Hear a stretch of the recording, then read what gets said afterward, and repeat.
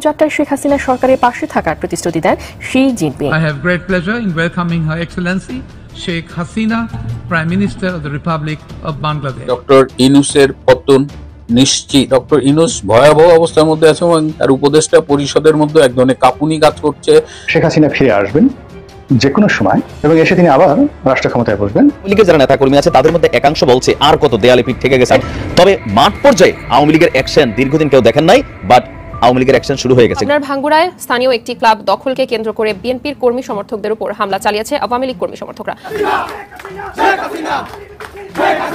এই বাংলাদেশে আবার আমাদের প্রিয় নেত্রী, খেটে খাওয়া মানুষের প্রিয় নেত্রী শেখ হাসিনাকে আবার আমরা সসম্মানে ফিরে আনবো।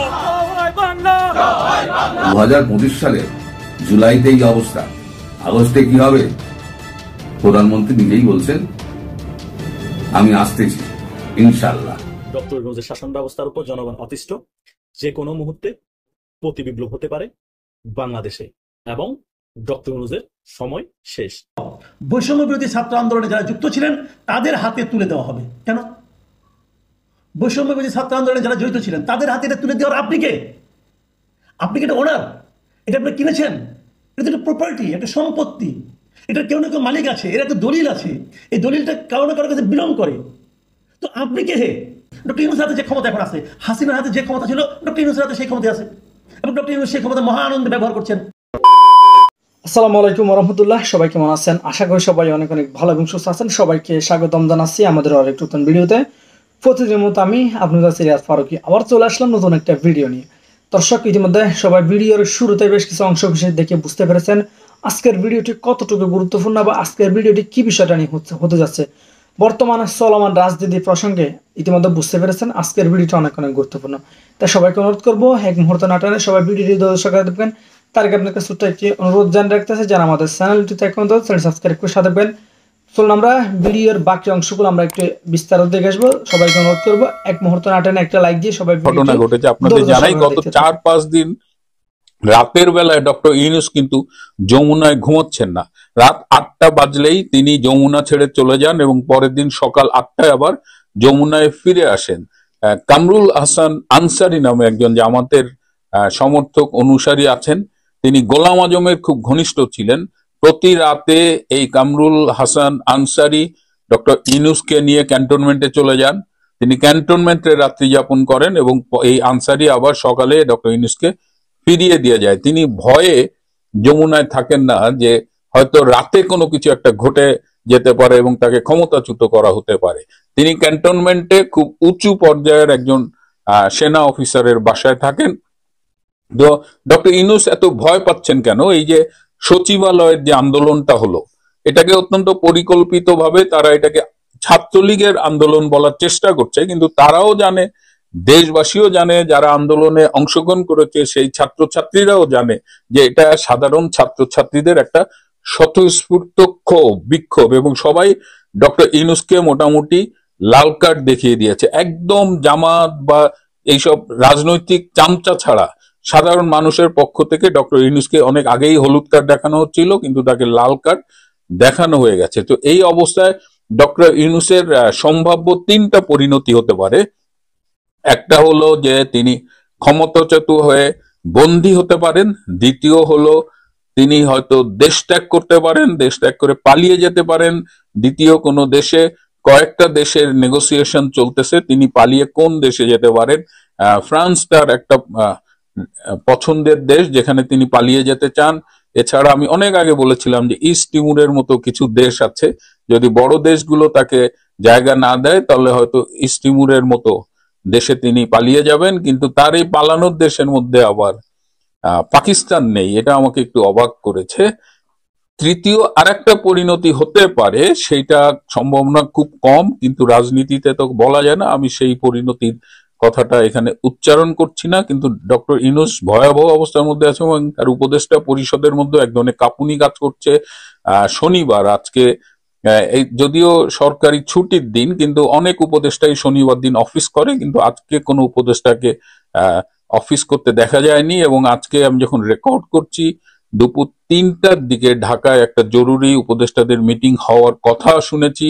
তো এটি এখনো আমি নিশ্চিত না একটা মিটিং হতে পারে, something fishy is going on, এবং এইবার ডক্টর ইউনূসের হয়তো দিন শেষ হয়ে আসবে এবং এইবার জেনারেল ওয়াকার খান তাকে আর রক্ষা করতে পারবেন না। কারণ এইবারের পরিবর্তন, জনগণের স্বতঃস্ফূর্ত ক্ষোভ এবং জাতীয় এবং আন্তর্জাতিক যে বিষয়গুলো, যে প্রভাবকগুলো কাজ করছে, তার কোথাও জেনারেল ওয়াকার খানকে রাখা হয়নি। কারণ general Waqar Khan is very dedicated and committed to Jamaat-e Islam and এই ইসলামিক ফোর্স, এই জঙ্গি গোষ্ঠীর প্রতি কমিটেড। সুতরাং এইবার যদি পরিবর্তন হয় সেটা জনগণের আকাঙ্ক্ষার পরিণতিতেই এই পরিবর্তন হবে এবং এর সাথে আন্তর্জাতিক কিছু প্রভাবক কাজ করবে। এই আন্তর্জাতিক প্রভাবকদের বিষয় নিয়ে আমি এই মুহূর্তে কিছু বলছি না, কিন্তু যে কোনো একটা পরিবর্তনের জন্য অপেক্ষায় থাকুন। বাংলাদেশে নতুন দিন, নতুন সূর্য উদয়ের ব্যাপারটা যা সময়ের ব্যাপার। ডক্টর ইউনূসের বর্তমান অবস্থা, ডক্টর ইউনূসের এখন যে বর্তমান অবস্থা, তাতে কিন্তু ওনার ক্রমশ পেছনে পিঠ ঠেকে যাচ্ছে। উপদেষ্টারা একে একে পদত্যাগ করছেন এবং আমি যা বলছি আপনারা খবর নিয়ে দেখবেন অফিসে গিয়ে যে সত্যি সত্যি উপদেষ্টারা উপস্থিত আছেন কিনা। আমি শতভাগ গ্যারান্টি নিয়ে আপনাদের এই খবরটা দিচ্ছি। তারা কারা পদত্যাগ করেছেন? শিক্ষা উপদেষ্টা CR আবরার, যিনি দুদিন আগেও বলেছিলেন ওপর ওরা নির্দেশ ছাড়া আমি পদত্যাগ করবো না, তিনি পদত্যাগ করেছেন।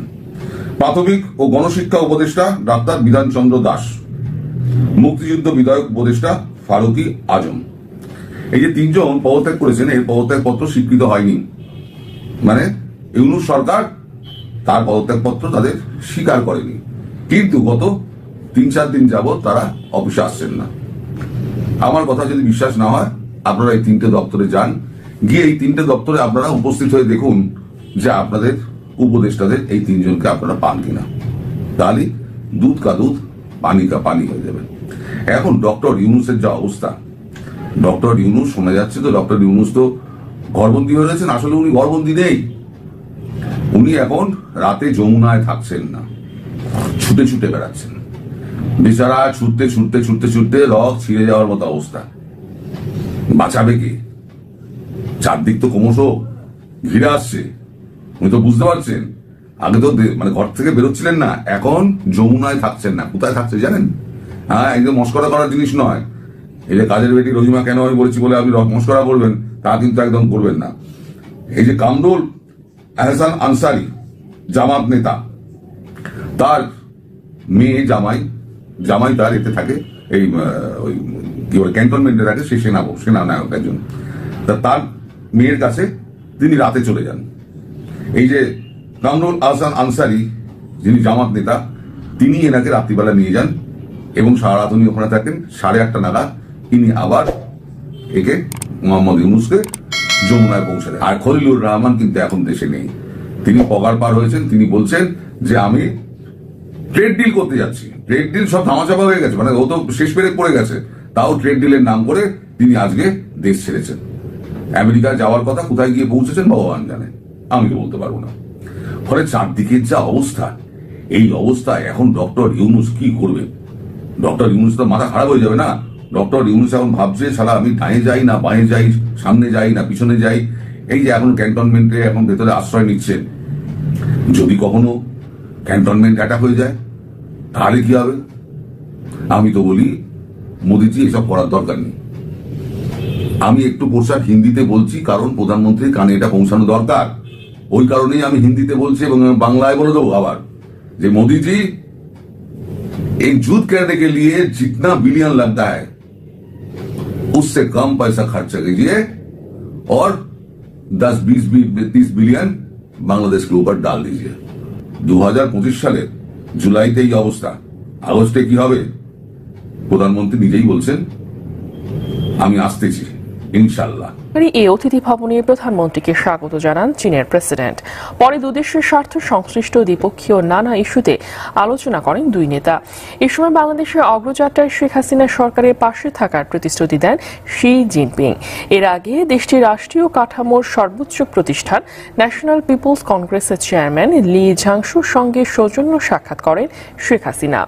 লি ঝাংশু বলেন, তার প্রেসিডেন্ট এবং শেখ হাসিনা দুজনই বাবার অসমাপ্ত স্বপ্ন বাস্তবায়নে অক্লান্ত পরিশ্রম করে যাচ্ছেন। এর আগে চীনে তিয়েনআনমেন স্কোয়ারে চীনের জাতীয় বীরদের প্রতি শ্রদ্ধা নিবেদন করেন প্রধানমন্ত্রী শেখ হাসিনা। একটা সংগঠনের নাম বলি, দেখুন এই সংগঠনটা সম্পর্কে আপনার কোনো ধারণা আছে কিনা। সংগঠনের নাম হলো আন্তর্জাতিক ফ্যাসিজম ও গণহত্যা গবেষণা ইনস্টিটিউট। কিন্তু কখনো এই ধরনের সংগঠনের নাম শুনেছেন? এই ধরনের ইনস্টিটিউশনের নাম শুনেছেন? আমি আজকে যে ঘটনাটা নিয়ে আলোচনা করব, এই ঘটনার উদ্ভব হওয়ার আগ পর্যন্ত আমিও কখনো শুনিনি, এবং এই আলোচনাটা করার আগে আমি ওই সংগঠন সম্পর্কে খোঁজখবর নেওয়ার চেষ্টা করলাম। কোথাও কেউ এই সংগঠনের অস্তিত্ব সম্পর্কে কোনো ধারণা দিতে পারলো না। এই সংগঠনের মূল লোককে, এই সংগঠনের সভাপতিকে অথবা চেয়ারম্যানকে অথবা তার সঙ্গে অন্য কোন কোন ব্যক্তি জড়িত আছেন কেউ জানে না। কিন্তু তাহলে এই সংগঠনের আলোচনা করবো কেন? করবো এই কারণে এই সংগঠনটি প্রায় 100 কোটি টাকা মূল্যের একটা প্রপার্টি জবরদখল করতে যাচ্ছে। কিভাবে? আসেন ঘটনাটা বলি। বুধবার দিন একদম বঙ্গবন্ধু এভিনিউ গুলিস্তানের আওয়ামী লীগের যে বঙ্গবন্ধু এভিনিউতে কেন্দ্রীয় কার্যালয়, যেটাকে আমরা 23 বঙ্গবন্ধু এভিনিউ নামে সবাই চিনতাম, এই ভবনটাকে পরিষ্কার পরিচ্ছন্ন করা হচ্ছে। কিছু লোক ভবনটাকে অলরেডি তারা 2 তলা পর্যন্ত পরিষ্কার করে ফেলেছে, 3 তলা পরিষ্কার পরিচ্ছন্ন। বুধবার বৃহস্পতিবার বিভিন্ন পত্রপত্রিকা রিপোর্টার গিয়েছেন এখানে খোঁজখবর নেওয়ার জন্য, কারা করছেন, কিন্তু তারা কোনো সন্ধান করতে পারেনি। এই আন্তর্জাতিক ফ্যাসিজম ও গণহত্যা গবেষণা ইনস্টিটিউট এই নামে একটা ব্যানার তারা ভবনের সামনে টাঙিয়ে দিয়েছেন। তারা এই কাজটা করছেন বলে বোঝা গেল। ভবনের সামনে কয়েকজন লোক প্লাস্টিকের চেয়ার নিয়ে 10-12 জন লোক বসেছিলেন। তারপরে তারা হলো মাতবর, তাদেরকে কেউ বাধা দিতে না আসে, এই জন্য 10-12 জন তাদেরকে ঠেকাবে এবং বলবে। আর ভেতরে অন্য দুজন লোক পরিষ্কার পরিচ্ছন্নতার কাজ করছেন। পরিষ্কার পরিচ্ছন্নতার কাজ করে ঠিক আছে, এটা নিয়ে আমার কোনো আপত্তি নেই। পরিষ্কার পরিচ্ছন্ন যদি মলমূত্র থাকে, যদি আশেপাশে লোকের সমস্যা হয়, সেটা করতে পারে, কিন্তু সেটা করে দায়িত্বটা কার? এটা দায়িত্বটা কার? দায়িত্ব হলো ভবনের যদি মালিক উনি করবেন। যদি ভবনের মালিক না করেন, যদি সেখানকার এই দুর্গন্ধের কারণে আশেপাশের লোকের সমস্যা হয়, তাহলে সরকার করবে, অথবা এই আশেপাশের লোক মিলে একটা কমিটি করে এটা পরিষ্কার করবে। একটা সিস্টেম তো থাকবে। এরা কারা? এই ভুইফোর সংগঠন করতে গেল। এই সব ওদেরকে সামনে যে 10-12 জন ছিল, ওদেরকে জিজ্ঞাসা করা হয়েছিল যে ভাই আপনারা কারা, আপনাদের সংগঠনের নেতা কারা? তারা তাও বলতে পারেনি। তাহলে তারা কি করবে? কেন করবে? প্রথম আলোর রিপোর্ট আমি দেখলাম, প্রথম আলো থেকে জিজ্ঞাসা করেছিল আপনারা এটাতে কি করবেন, কি করতে চান আসলে। তখন তারা বলেছিল যে পুরো ভবনটি পরিষ্কার পরিচ্ছন্ন করার পর বৈষম্য বিরোধী ছাত্র আন্দোলনে যারা যুক্ত ছিলেন তাদের হাতে তুলে দেওয়া হবে। কেন? বৈষম্য বিরোধী ছাত্র আন্দোলনে যারা জড়িত ছিলেন তাদের হাতে এটা তুলে দেওয়ার আপনি কে? আপনি কি এটা ওনার? এটা আপনি কিনেছেন? এটা তো একটা প্রপার্টি, একটা সম্পত্তি। এটা কেউ না কেউ মালিক আছে, এর একটা দলিল আছে, এই দলিলটা কারো না কারোর কাছে বিলং করে। তো আপনি কে? ডক্টর ইউনূসের হাতে যে ক্ষমতা এখন আছে, হাসিনার হাতে যে ক্ষমতা ছিল, ডক্টর ইউনূসের হাতে সেই ক্ষমতা আছে, এবং ডক্টর ইউনূস সেই ক্ষমতা মহা আনন্দে ব্যবহার করছেন। তারা কারোর কাছে কোনো জব দিয়ে করছেন না। তাহলে পার্থক্যটা কি হলো? তাহলে আপনি কোন সংস্কার করবেন সেটা আমরা বুঝতে পারছি না। মুখে মুখে বললে হবে? আপনি আপনার আচরণ দিয়ে দেখিয়ে দেন যে আমরা এই কাজটা করতে চাই, সেটা তো বুঝতে পারছি না। গাইড জিনিস সব হচ্ছে, যা ইচ্ছা তা হচ্ছে। একটা ভবন আমি দখল করে ফেললাম, বলতে আসলেই এই দেখেন আন্তর্জাতিক ফ্যাসিবাদ ও গণহত্যা গবেষণা ইনস্টিটিউট খুলছি। আর আপনি কিছু বলতে পারবেন না। যখন আপনি বলতে যাবেন তখন বলবেন আমরা তো ফ্যাসিবাদের বিরুদ্ধে গবেষণা করবো। তো তুমি বলতে আসছো, তাহলে তুমি ফ্যাসিবাদের দোষর। ভালো একটা আরাম পেয়ে বসছে, হচ্ছেটা কি?